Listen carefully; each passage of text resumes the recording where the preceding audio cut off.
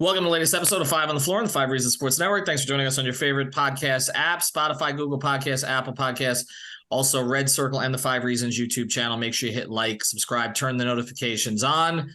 We've been getting more views for our Messi covers than our Heat covers lately, so make sure you subscribe there. Also, check out Off the Floor. That's text directly to your phone from the Five on the Floor crew, $3.05 per month, free for the first week. Winnow.app, that's winnow.app, that's two N's, / Off the Floor. Also, check out the great sponsors of the Five Reasons Sports Network. That includes Prize Picks. Yes, when we have the games overseas in the Philippines, it's going to be on there. Make sure you're using the code 5.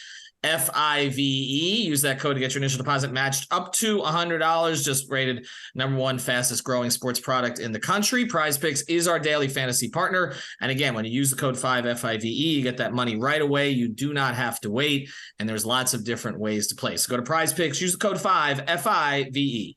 And now, today's episode. Down to Biscayne. Yeah. Five on the floor, ride for my dogs. Where here's the thing, you can check the score. Hustle hard, couple scars, wearing bubble frogs. Just like Butler said, you in trouble, y'all. Kept the floor playing, got it all banned. Y'all seen the block, stop with one hand. And Pat we trust, it's power, have the guts. We're here to bring the heat, y'all can hang it up. Welcome to Five on the Floor, a daily insider show on the Miami Heat and the NBA, featuring Ethan Skolnick, Greg Sylvander, and Alex Toledo, plus others from the Five Reasons Sports Network. All right, welcome back to Five on the Floor. Here's today's floor plan. I got Greg Sylvander. You can follow him at Greg Sylvander. And joining us for about the 13th time, we've got Jorge Sedano. You can follow him at Sedano. And of course, he's out on the West Coast, but his heart is still here in Miami. So we're continuing our thank you Dwyane Wade series. Episode 1 aired yesterday. You can still find it on the podcast feeds. Tony Fiorentino flashed his ring, told some stories from the innocent beginning. Okay, so that started with Dwyane Wade getting drafted by the Miami Heat, 5th overall, becoming a Rookie of the Year candidate for a good portion of that season, leading a team to a 42-40 record, which ended up being the 4 seed, win over New Orleans in the first round, and of course 6 games against Indiana before they finally fell out. Today, we're going to go to the next phase here, the flash phase. And that's the phase after Shaquille O'Neal came. Of course, Lamar Odom was with the Heat for Dwyane's first season, but Lamar was traded along with Caron Butler, Brian Grant to get Shaquille O'Neal. Nobody thought Shaquille was going to be available that summer necessarily. He had a contract dispute, other issues with the Lakers owner, Jerry Buss. Pat Riley was meeting with Jerry Buss, where Jerry Buss was kind of trying to get him to take the job out there and run the organization. And then it turned out that he found out, oh, Shaq's available. And Shaq was available to the Heat, but did not want to come to the Heat if Dwyane Wade was going to be going the other direction. That was the piece he wanted to play with. And we closed last episode with Tony Fiorentino and all of us talking about the fact that if Dwyane hadn't had that rookie season and the Heat had not gotten to the playoffs and gotten to the second round, Shaq probably never comes to Miami because there wouldn't have been a piece to play with. So a lot of that resonates today. But George, I'm going to go to you. Let's start here on the 04-05 season. Because it seemed like everything changed. Shaq shows up with the water guns and everything, and the big that was the celebration before the Big 3 celebration, right? He's out there with the tanker in the front of the arena and promised a title. Promised a title. Promised a title. Alex Pinellas gave him the key to the city. Don't you remember that? And I then wonder he if that did. key still works. Well, it wasn't left under the mat, but nonetheless, it was still given to him. And I'm trying to think what else. Oh, he did that press conference inside the arena where you and I love to still chuckle about these things, because when everyone someone of that stature has ever been in Miami, what happens is what I like to call when news attacks. Yes. Which is the sports people are there, but there's also the news people who don't really follow sports the way we follow sports and cover sports. And then there's all sorts of wild questions, which I believe Shaq once, to one of those questions, talked about how he wanted to tan naked in his house at Star Island that used to be owned by Ronnie Cycling. So I remember that too. Yes, of course. And like I said, the news attacks, and then also Shaq very early on got to know who Barry Jackson was. That was always funny. Barry Jackson. He had a different tone with him than Zoe used to have. Just shows how long Barry has been around and how those relationships have grown. But the big thing that Shaq did from the very beginning, and I think this is so important when we talk about Dwyane, is he anointed Dwyane, right? I mean, he gave him the nickname. Yeah. And in a lot of ways, he changed Dwyane. And we Pat Riley spoke. I asked Pat the question today. He did a conference call with us. We tweeted a lot of that stuff out, and we talked about Dwyane growing as a human being and maturing and all that. Dwyane was shy his first year, like he really was. But Shaq kind of got him out of his shell. I've said that actually the two most difficult years covering Dwyane as a media member were kind of the first 2 years with Shaq, because I felt he was changing. They would make up stories about being in the gym to trick the media when that wasn't actually true, playing all kinds of games. But he made in Dwyane, in some ways, he anointed him as a celebrity, kind of like his next Kobe, but the one he was going to get along with. Right. That was right. That was different. Yeah. So anyway. Go. I'm going to bring Greg in here in a second, but I mean, you noticed the same thing as a media member. Yes, there's no question. So, I'll give you an example. When Dwyane was a rookie, I believe, if I recall correctly, there was Channel 4 used to do a show called the Miccosukee Sports Wrap. Okay? Yes, I was on it many times, actually. Yes, and Dwyane was a guest one time, and Dwyane got bumped, if I recall correctly, early in his rookie season. Like, that would have never happened clearly after that. Okay, wow. So, yeah, he was a shy kid. It's funny because I actually just finished recording a piece for SportsCenter that just covers his basketball career and what he's meant to the NBA. And it starts that way, a shy kid from Chicago. Mm-hmm. And that's who he was. Shaq definitely brought him out of his shell, right? And when you think about it, that's a lot to deal with at 23 years old. You go from the shy kid from Chicago who burst on the scene at Marquette, in the Elite Eight and going to the Final Four. It was the first time Marquette had been there since 77. And then he gets to Miami, 22 years old, plays really well as a rookie. Bright lights are on. He takes Baron Davis, crosses him up, wins game one, as you mentioned, whatever. But then that stuff is all cool. But Shaq is a different level, to your point, of celebrity and fame. Mm-hmm. He is a global icon at this point, and arguably the best player in the sport, right? Mm-hmm. So on top of all that stuff, then you've got a 23-year-old player who he wanted to anoint in, under his wing, right? For lack of a better phrase. And yeah, there was a different level of growth there. And I think that he realized very quickly this is a business. And I think Shaq helped him understand this is a business. You're a brand. You have to understand that. And that's why he never got bumped ever again on Miccosukee Sports Wrap, for example. Or even I did, George, but he never did. I will say that. Right. Or I was going to say maybe he never even appeared, to be honest with you, again, because he's like, I remember they bumped me that one time. So, yes, I think all that happened. And let's face it, his game unlocked in a way, too, playing with Shaq, like a lot of guys historically who played with Shaq. But he really took his game to a different level. That's on Shaq to some extent, but it's mostly on him for sure. George, I'm glad you mentioned the basketball aspect and that you're going to be queuing something up on ESPN. I'll be watching out for that because I want to go here with you. Shaq was he was second in MVP voting that first season in Miami, if I remember correctly, behind Nash. He was robbed by Steve Nash. Thank you. Not actually Steve Nash, but the media. Right. But and let's also, just so that we're all clear, Ethan and George were members of the media at this time. I was merely just a fan hiding as Lefty Leif. And as I'm looking back on... By the way, if you want to really tie this thing together, I believe the picture of Dwyane hitting the shot over Baron Davis, if you walk somewhere in the bowels of the arena going up like from the garage, there's that photo somewhere. Yes. And you can see Ethan sitting there with probably very similar glasses, looking up like exact same glasses. Yeah, no, they've been broken several times. No, I was looking up on the baseline. Actually, I mentioned that photo in the episode with Tony. It is still there in the bowels. It is. No, but hear me out. So Shaq, he's 23-10, 2.3 blocks. I'm looking back at the stats now. He played 73 games. That had a big piece to do with it. But this is what's crazy. And you mentioned unlocking Dwyane's game. So here's where I'd like to pick your brain.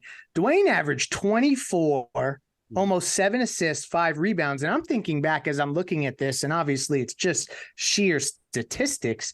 Why the hell wasn't Dwyane in the MVP race when you look at his stats? And I just think it to me, it showed that what happened in the playoffs when he rose to that next level, he was able to sustain that and build on it in the next season. And just from your perspective, I know Shaq was the MVP that year, but Dwyane had a hell of a season. And I think it goes under the radar a little bit because we go straight to 06, that's where we're going to go next. But I think 05 Dwyane deserves his due. Oh, I don't think there's any question. Look, I will still say that if Dwyane doesn't get hurt in that Detroit series and he tore some rib cartilage, it's very similar, if you're a football fan, to the injury that Justin Herbert had this past season for the Chargers. If he doesn't get hurt, and that, in the immediacy of it, right? Like they shot him up. He played. He missed one game, the game in Detroit. Eddie Jones had a miserable game in that game, and they get blasted in Detroit. They come back to Miami, and they rode Dwyane. And, Stan unapologetically, wanted to ride Dwyane Wade. And look, it's easy to second guess Stan in that scenario, and clearly Shaq did. But, Dwyane was incredible in the first half of that game.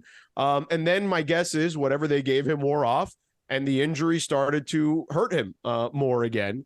But if they win that series against Detroit, I think they beat San Antonio, or at least have a legit shot of beating San Antonio that year. Yeah, I think it would have been a great series. Actually, you're underplaying that to say that Shaq kind of blamed Stan. I told this story on Playback yesterday. After that season, I was working on a freelance piece for USA Today about charity work among premium athletes, and they did a photo shoot with Shaq and work done at the Delano.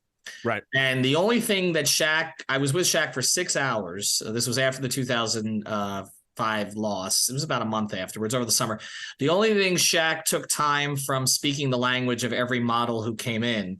The only thing he took time out from doing that was to complain about Stan. It was literally like 5 hours of complaining about Stan. And I just knew that, and he didn't even know me well, honestly. And he just spent the whole time in front of a reporter complaining about Stan. And you knew going into the next season. And obviously there were a lot of things that went on with Stan that year, and stories that were told that were wrong, stories that weren't told that were right, all that kind of stuff. But a big part of it was Shaq had checked out on Stan, and we know that, and that was they've acknowledged that after the fact. But you mentioned the playoffs here, and I want to touch on this before we kind of move ahead to 2006, okay? Because what Dwyane did in the 2005 playoffs got overlooked, because really Shaq missed 2 games of the second series. They swept the Nets and they swept the Washington, right? Yeah. And Zoe actually started the last couple games. Zoe would come back late in the 2005 season. They swept those games with Dwyane essentially leading the way. Zoe was not counted on to be much of a scorer at that stage. Right. And Dwyane really carried them to that Eastern Conference Finals against the Detroit team that, for those who don't remember, is one of the best defensive teams in NBA history for its era. Yeah. I mean, you're talking about, they had elite defenders across the board, and obviously that's a team that would win a championship during that period of time. And they had one Hall of Famer who was actually their least heralded guy. It was Ben Wallace. But right, yeah, Chauncey was the best player. Chauncey was the best player, and Rip. Was okay, how about this? Chauncey was the most consistent player, right? Yes. On the team. Rip was incredible. Tayshaun was very good. Rashid had the highest ceiling of them all. Yeah. But Ben was the defensive stalwart, right? Yeah, for sure. Well, and imagine if they had added Carmelo to that group instead of Darko, and what that would would have been a dynastic run, is what they would have had. Yeah, I mean, exactly. Who knows if Shaq is even enough in that scenario for Miami to get over the hump? And Carmelo's narrative would be completely different if that had been the case, if he'd been drafted there instead of Denver. But he may be Dwyane, to be honest with you. We'd be talking, would you rather be the Pistons? Yeah, I don't know if I want to go that far. But I think what we see is, you see the leap with elite players, but typically for most it comes kind of third year, fourth year. I think what happened with Dwyane is Shaq accelerated the leap. Yes. He gave Dwyane the space to do what I think Dwyane would have ultimately done anyway. Mm-hmm. But Dwyane was also able to move off the ball more that season. Damon Jones did a nice job for them that year. I mean, he was a defensive sieve. Here's a good analogy. To your point, Dwyane regardless would have been a jet plane taking off the runway, right? What Shaq did was turn him into a rocket ship, right? That went straight up very quickly and got to where it needed to get to.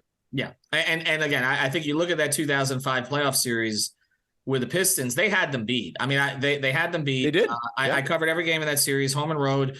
Game 6, you just knew they had no chance. You saw the look in Eddie's eyes. No disrespect to Eddie, who played a big role during those teams. And you know my feelings on Eddie, George, and I was always an Eddie supporter. But it was deer in the headlights, and you just knew there was no chance. And that's why Stan fed Dwyane in Game 7, because he knew he couldn't count really on anybody else. Well, here's the thing. Remember, Dwyane's Game 1 was one of the worst playoff performances that he's ever had, like ever. I know everyone talks about that 5-point game against Indiana. I feel like this one was probably worse, even though he scored 16 points.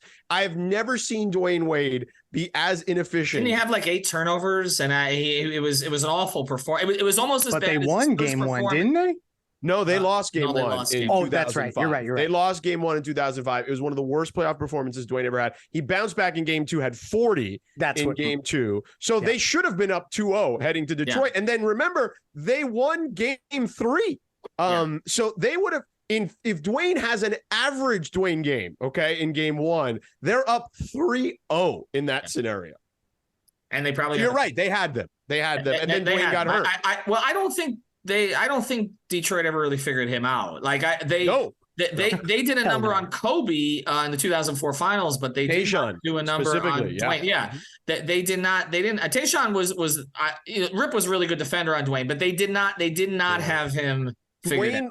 Tayshaun's not the prototype that bothered Dwyane. It was the Heinrich types that bothered Dwyane. The smaller, stronger, sturdier base types. Right. It was.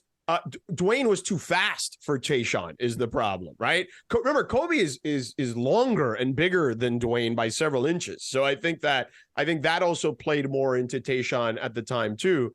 And Kobe was more willing to be more reliant on his outside jumper, whereas Dwyane was going to be, particularly at that time of his career, was going to be relentless in attacking. But yeah, you could have made the case they would have been up 3-0 in that series if Dwyane just has an average Game 1 in that 2005 series. Yeah, no doubt. All right, we're going to talk more about what happened, the transition of 2005, 2006. I know George wants to get to this because he always hangs it over my head. So we will get to that in a second. We do want to mention a couple great sponsors of the 5 Reasons Sports Network. Our friend Lynette, you can find her at Aggressive Insurance or insurancebylynette.com. 2 N's, 2 T's, huge Miami Heat fan. She's on all of our streams. If you need car insurance, you have a bad driving record, she's the one to go to. Life insurance, she can handle that as well. Renter's insurance, reach out to insurancebylynette.com. Ask for Lynette specifically. She will get the message. We have lined up a whole bunch of clients for her. They've all been satisfied with her service there. So insurancebylynette.com. We also want to mention our guy, Dr. Jonathan Chung.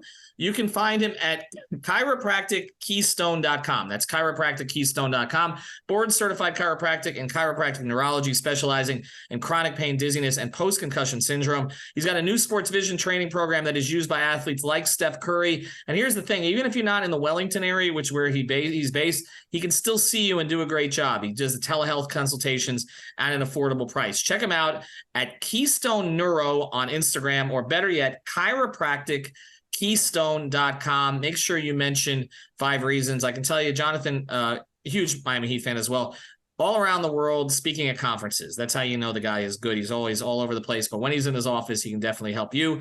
chiropractickeystone.com. All right, so let's get to it, and we're going to handle this quickly, George, because I don't want to dwell on it.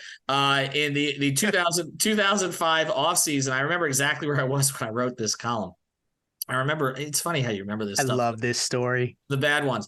I hated the offseason moves when they first. You hated it. I mean, hated is an understatement. Yeah. You despised them. You were like, you're trading for an old Gary Payton, Jason Williams, Antoine Walker, James Posey. Like, you were so. No, Posey I liked. Posey. Hey, Twan and GP played 80 games each. Revisionist history. Okay. Posey I liked.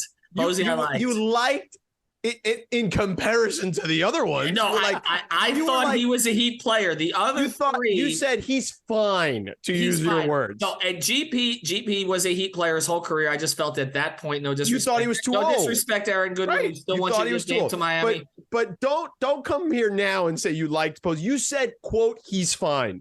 He was fine. He was a good fit for them. Right, but Antoine This is is great accountability here. Let's don't make it address. seem like you liked him at the time. You hated that all those moves. You hated them all. No, not I all loved the it. moves. Let's address. I don't. I don't care, Greg, and I don't care, George. Here's what I'm saying. Okay, I did not like the Jay Will and Antoine moves because I didn't think that they would be able to get them to play.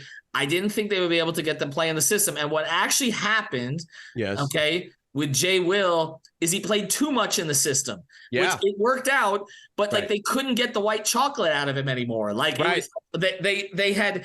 It came out in that obviously the clinching game against Detroit. Yeah, where he was just going ham, shooting threes. Yeah, right. But the all the circus stuff, like they took it out of his game, or he took it out of his own game, and he actually played pure point guard. Yeah. That season. And it's not that I didn't like his Sacramento game, but it's just that I didn't think it would fit with what they were doing. I thought it would take the ball out of Dwyane's hands too much. And actually, he was a great backcourt partner to Dwyane. And look, Antoine accepted the role. It was kind of Posey was there half the time. Antoine was there the second half of the time. I will say this, though, okay? I was right the next year. After they hoisted a banner? Okay, I guess. And after Antoine in the locker room said, I'm going to drink until training camp, and he was a man of his word. Because he and Posey both showed up out of shape. And Pat had suspended. No sympathy. They both got suspended for it. And, of course, that season ended with Luol Deng sweeping them off the court. Okay, but how about we get to the Miami, point where and Pat clapping them off the floor and look half how he embarrassment, half praise. He went right by the finals. Glossed over Nothing a whole else championship season. Like that, you just glossed over a championship season. Just to say you were right in the end when everyone knew that was a one-year team. Well, can you tell the Gary Payton story? Oh, yeah, I can tell the Gary Payton story. Tell the Gary Payton story. Okay, I'll tell the Gary Payton story. He said it was a one-year team. I'll tell the Gary Payton story, and then we shall go back to discuss the championship season, which is, I believe, what you really brought me on. I was flying over the parade. Honestly, I had a trip planned because I was not expecting them to win a championship. So my plane went over the parade. You're taking L's, Ethan. Just stop. Let him tell the GP story. Tell the GP story. Are you talking about the one in 2007 in Chicago with Wallace when we were with Mike? Yeah. So Michael Wallace and I are sitting there, and we are. Chicago's the United Center in Chicago. I don't know if that's still the case. I haven't been there a long time, but the media used to sit right behind the basket, right near the opponent's bench. And Michael and I were literally like seated closest to the tunnel. So Wallace and I are sitting there, and they are getting blasted in Chicago. Okay. And GP, famously the year before in 2006, which we could discuss at some point, I'm sure. Remember, he got into that little tussle with Dwyane on the sideline. And that was the year they eventually won. But the next year they're getting blasted by Chicago. They got a better team, right? Ben Wallace is there now. They thought they were going to be a championship team because they added Ben Wallace, and Gary Payton is walking off the floor and he's fighting with somebody. I don't remember the specifics right now, but he was arguing with somebody, and Shaq or Zoe or somebody is pushing him aside as they're walking into the tunnel at halftime. And he's like, bleep that crap, man. I already got my ring. And Wallace and I looked at each other and go, okay, yeah, well, there you go. There goes this series. And I think that might have been game one.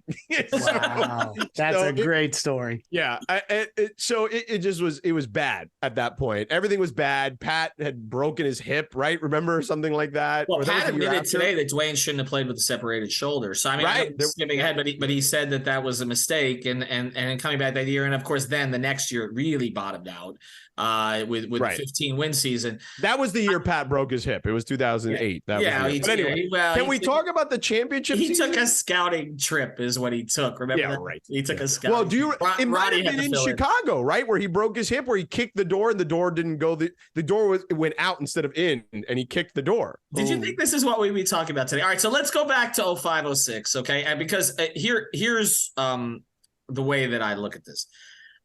To me, Dwyane's finals performance is the greatest finals performance in NBA history. Correct. And I know that there are others that are statistically better, and I know you can make an argument for certainly LeBron in 16 is one from the contemporary era. that comes up, and Giannis just had an unbelievable statistical performance. But to me, it's this, and it's no disrespect to Shaq, because Shaq was a decoy essentially because Avery Johnson made him one. Right. Yeah. And didn't deviate. Avery Johnson's big adjustment during that series was to change hotels instead of change defensive strategy. They went from Miami to Fort Lauderdale. Remember? Yeah, he came up to my neck of the woods. I still don't understand triple why. teaming Shaq. Right, kept double teaming Shaq. But no matter what Mark Cuban wants to say about this and all the rest of it, Dwyane essentially was a one-man show. Like, I understand that others had moments. GP had a huge shot. The shot in Game 3 that clinched it. And Zoe had the 13 minutes of fury in Game 6. Game 6, yeah. But really, like, from a scoring burden perspective, it essentially was give the ball to Dwyane and get the hell out of the way. Yeah. And it also and again, also the 2-0 deficit, and to be down 15 and we're not going out like this. 13. Closest to 13. MJ I've ever seen. Straight up. Yes. And look, MJ, people are certainly going to make comparisons to MJ, and they're going to talk about MJ's level of competition, going 6-0 in the finals. He played Hall of Famers in every single finals, MJ did, even if Magic was advanced in age at that point. But in all the other series, whether it was Peyton, or Drexler or Barkley, he played Hall of Fame. And by the way, in the Magic series, don't forget James Worthy is also a Hall of Famer and was on that team. Yeah. Exactly. So look, and it's not taking, but I just think from a singular performance to do that in your third season, Michael never did that in his third season. Kobe didn't do it in his third season. It is really, to me, the most remarkable finals performance of all time, because that was actually a really good Dallas team. I think when you look at that Dallas team and compare it to the 11 team, I actually like the 06 Dallas team better. The 11 team had a lot of nice veteran spare parts around Burke, but the 06 team I actually thought was more talented. Josh Howard was a really good player. Really good player. Made bonehead mistakes, but a really good player. And Jason Terry I thought was a better player actually in 06 than he was in 11. Yeah. So I actually thought it was a better team that Dwyane beat then. As a Heat fan back then, I'll just sneak in here and say, before Game 1 against Dallas in 06, I felt like, oh crap, this is a juggernaut. Whereas in 11, it was a totally different vibe heading into that series. So I definitely see that disparity in roster. I mean, to your point, he averaged 35 points a game for the series. Okay. Like that. And that's not Dwyane's thing. Like, he's not the guy historically. If you look at his history, he's rarely been the guy to average over 30 in a series, mostly because he wants to get everybody involved, right? Like, to some level. And he did not in that series because he couldn't, right? Like, it had to be him. And it was the time in his life where he was just like, to your point, I'm not going to go out that way. And to paint the picture more accurately, they're down 0-2, Game 3 in Miami, and they got drubbed in the first couple of games, right? Like, I know that the score indicated that maybe they were closer than they were, but they got beat by double digits in both games, and they weren't really that close. But he averaged 34.7 points per game in that series. And all of a sudden, he turned into, to quote Spo, a bleeping tornado out there. Like, he just went nuts. And I think because of that, like, I think that in his third year to do that, to put everyone on his shoulders, a veteran team, by the way, and put him on his shoulders, I thought that took an extraordinary amount of, let's call it testicular fortitude, right? To be able to pull that off the way he did. Down 0-2, Game 3, the fans in Miami either booing or sitting on their hands. And then they're down 13 in the fourth. They get a bucket. Timeout. Dallas, they get a couple buckets. Dallas gets another bucket. Timeout, 6.5 minutes to go. It's an 11-point game at that point. Dwyane then scores 9 points the rest of the way and gets a couple of guys involved. GP hits the big shot. And the famous "I'm not going out like that" saying in that huddle got them to victory. And then they never looked back at that point because, yeah, Game 6 was hard as hell. Don't get me wrong. But people forget, they blew them out in Game 4. Like, they completely took Dallas's spirit in game 3. Okay. As much as people say, oh, Miami took the Spurs spirit in game 7, that was not the case, because yes, they hit the Ray Allen shot, but the Spurs almost won game 7. Yeah. It was like the Heat going into game 7 Boston of this past playoffs. Right. And so like they blew Dallas's doors off in game 4. They were completely dispirited. Now game 5 was different. Miami barely survived that one. Dwyane had 43 in that one. So Dallas had regained some of its composure. And then there was the famous Riley 1 suit, 1 tie thing or whatever. And Shaq tells the story that he was checking people's luggage and stuff, and it's kind of hilarious. And then, they win that game. Dwyane has 36. Zoe has 13 minutes of hell. Shaq gets into foul trouble in that game. But Posey hit big shots. Udonis hit big shots in that game 6. He had that big steal, if you recall correctly, and hit those 2 free throws. That series really is what put him on the okay, let's do it this way. If the Shaq season prior put him on the map in a way that we had never seen before, this took him to all-timer status already in year 3, which is kind of wild. Like if you think of sports, right? Maybe Derek Jeter is probably the only person that you could think of that was put on the scene that young, that quickly on that kind of stage where they excelled in a way that we didn't anticipate, right? Because to your point, with LeBron, he was the chosen one. We were expecting greatness the whole time, right? With Jordan, by the time he got to the finals, it was already year 7. Dwyane is year 3 doing this and having one of the greatest performances we've ever seen in NBA Finals history.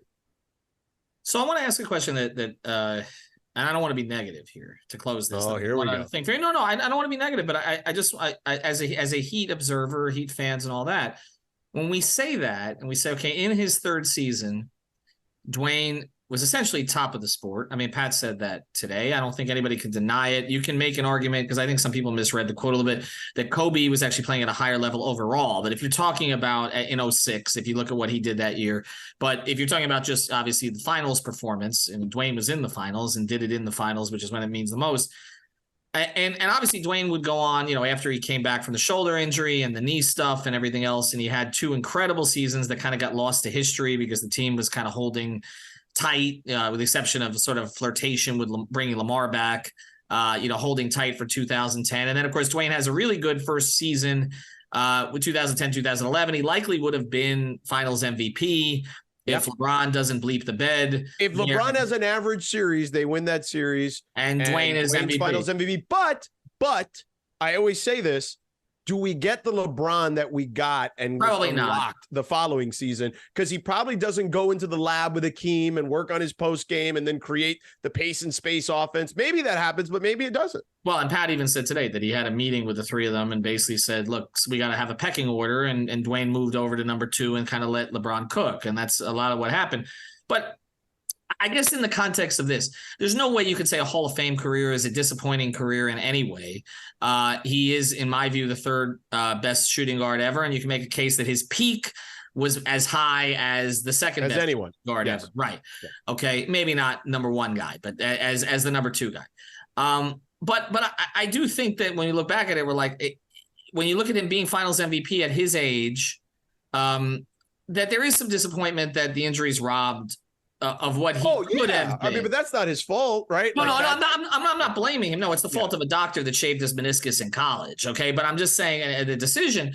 But I do think that is where, if you look at kind of what could have been, you say, okay, he was the best player in the world, and not just 06 finals, but I do believe in 08, 09. He should have won the MVP. I know he finished 3rd. Yeah. I know LeBron won, but Dwight, I think, finished 2nd. Dwight finished 2nd, and actually there was more of a case maybe to be made even for Dwight than there was for LeBron that year. But whatever. I mean, they were all deserving, but Dwyane should have been the guy, I think. It came down to wins, but look at the team that Dwyane was playing with in 08, 09, and tell me that was a playoff team if he's even just superhuman instead of being unbelievably superhuman. But I do think when I look back at it, I say, okay, in 06, and now we've all kind of gotten old and it's 17 years later and all the rest of this. But you felt like you were watching Jordan. And I know there was this comparison to Jordan that Pat made today about how he could kind of snake on the ground and all the rest of this and play with that kind of strength. And I just wonder, you know, some of it was his own frustration with having to carry a team by himself in 08 through 10, get me help. But that kind of hurt his legacy a little bit because he did have to side to the side a little bit for LeBron. We never really got to see Dwyane carry again in a high leverage situation. We saw it in 06. They didn't get the chance in 07 because they got swept out of the first round. 08 was a disaster. Right. 09 and 10, he got beat in the first round, which was he was unbelievable. And right. then he was kind of like all about LeBron after that, right? And to me, that's why although it is about LeBron unless you really watched the games, right? Right. So, like, I'll give you an example. Game 4 in 2013 against San Antonio, where he went for 30 points and had 6 steals in the game. Pop put Thiago Splitter on him to start the game, which I asked Pop about after the game, and Pop tore my head off. Right. But yes, that was right. So, yes, but you got moments, right? You got moments. You got flashes. But that's what happens. That's what happens when, to your point earlier, that Pat and him and everyone decided there needed to be a pecking order. Well, and let's sneak one more thing in here as we talk about Dwyane in these years. Like he repeatedly, like he was on his rookie contract here, but I just think like the sacrifices he made throughout the years, and that's in further episodes also bring into context just how great he was. But I know that we don't want to skip too far ahead because he didn't take his pay. Yeah, no, for sure. But here's what I'll say, okay, about the beginning, right? Because at the beginning, we saw a star being born, basically, right? And we saw him grow up. And I think those subsequent years you mentioned, Ethan, that we were robbed of seeing him at his best because of injuries. I think, it sucks, right? But I also think it made him a little different too. And I mean that in a positive way, where he then realized, okay, I've got to rebuild myself. I've got to change the way I play a little bit. I've got to make myself stronger. I got to do things differently. And, you know, we didn't know what he was going to be after that disaster 07-08 season. And then we saw him in Beijing and we were like, holy moly, right? And in the biggest moments, like Dwyane Wade has always done, whether it was in college at Marquette, the NBA finals, whatever it is, the biggest stages he performed. And in Beijing, when they were playing in the gold medal game, Kobe and LeBron were in foul trouble to start that game. Both were on the bench with 2 fouls. And who saved the day with 27 points? Dwyane Wade, who was interviewed at the end of the game with Kobe Bryant, who had 20 points and clinched the game. Don't get me wrong. But Dwyane was there with Kobe, with Craig Sager at the end of that one, celebrating those two who were contemporaries and, you know, obviously had an immense amount of respect for each other. And even Kobe said, you know, this guy carried us in those moments. You know what I mean? Like in that interview. And I think that those are things you need to know as you get ready for the subsequent episodes. And we'll talk about this in future episodes, but that is why I enjoyed the 15-16 run. Because purple shirt guy, and Dwyane did have to carry in that postseason. Goran struggled during certain games. Hassan got hurt, as we know, underperformed, and then Bosch was out, and so it was back on Dwyane again. And you're right, he had to adjust his game. So I think, and look, and then obviously Dwyane lost the Flash nickname and he didn't want it anymore, and that's why he went from Flash. Remember, there was the in between years. He went to Wow. Remember? I don't know what the hell that was. Way of Wade. Well, that was Way of Wade, right? For his branding, right? And then at the end, he was Father Prime after the LeBron years. I like the Father Prime stuff better. Although the one he hated was vintage. I remember. He hated that phrase, right? He would say, vintage Dwyane. And then Wade.